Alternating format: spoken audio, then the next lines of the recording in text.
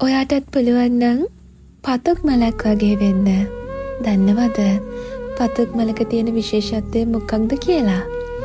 පතුක් මලකට පුළුවන් ඕනිම තැනක වැඩෙන්න. පතුක් මලක් දන්නවා වැස්සක් වුණත් සීතලක් වුණත් මොන කාලගුණ පරිසරයක වුණත් නොමැරී ජීවත් වෙන්න.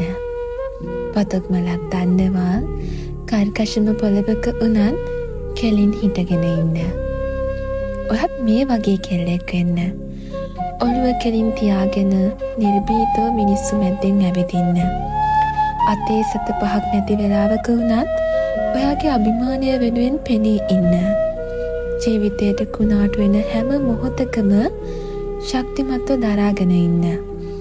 ඔයාගේ හීන වෙනුවෙන් ලෝකේ එහා කනටුනත් තනියම යන්න. ලෝකෙ හැමදාම ඔයාට සතුට විතරක්ම දෙන්නේ නෑ.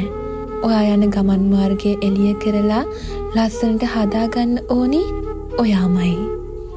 එතකොට ඔයාට පුළුවන් ජීවිතේ බිඳුවටම වැටිලා හිටියත් ආයෙමත් නැගිටින්න.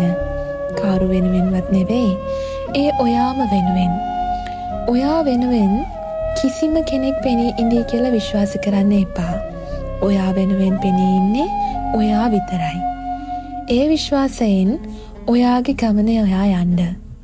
එතකොට දවසක ඔයාට තේරේවි ඔයා කොච්චර හිත හයිය කෙනෙක්ද කියලා.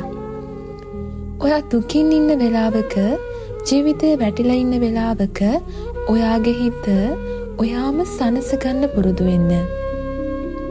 මට මේ ලෝකේ විශ්වාසවන්තම අත තියෙන්නේ මං ගාව. මන් දන්නවා ඒ අත ජීවිතේ කිසිම දවසක මාව අතාරින්නේ නෑ කියලා. මට විශ්වාසම ගමන් සගයා මම.